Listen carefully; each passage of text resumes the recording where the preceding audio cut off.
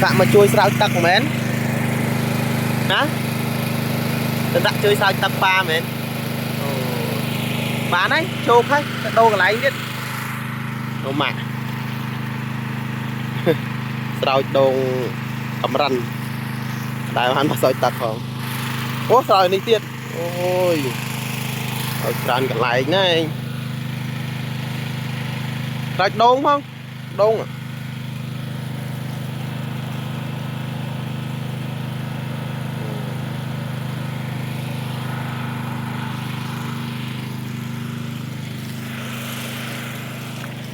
ừ.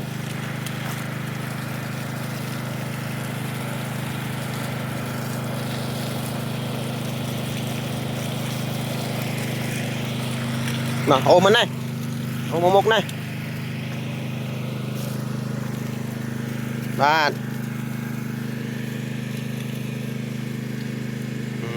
lỗi nào vậy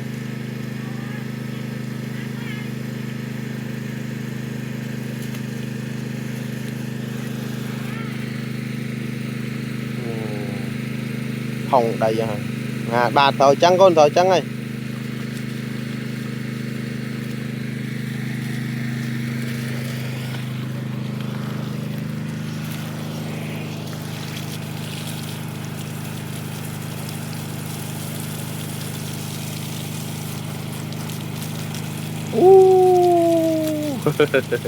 xa chờ con xạ thế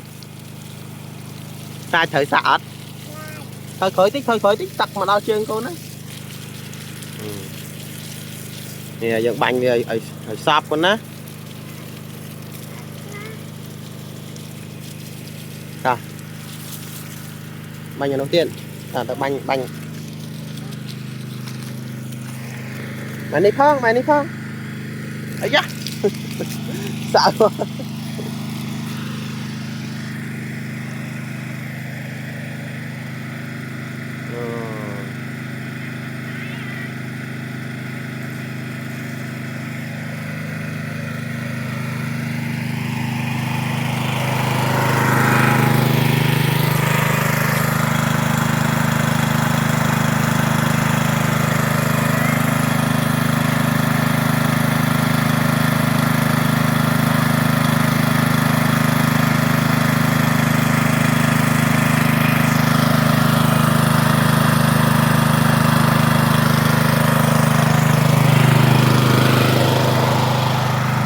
tại chợ nó con á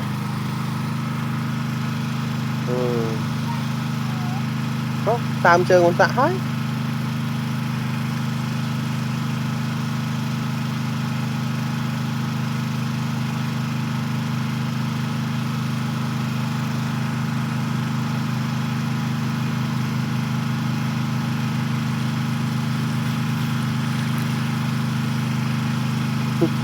không đây ấy à, tao mốc tao ba nhà mốc tiền dạ can đào tao mốc á con đào tao mốc á bạn chơi đâu ai đâu bạn đâu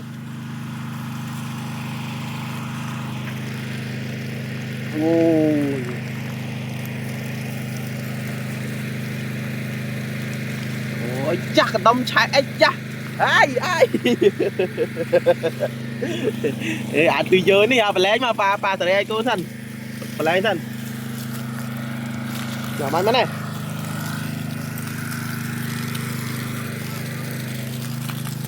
làm tạm ăn em ạ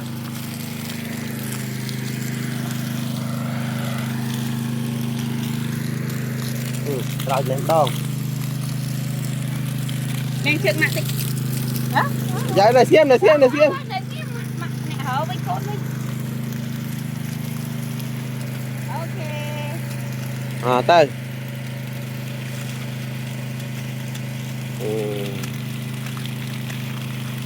cồn nè fry rồi cà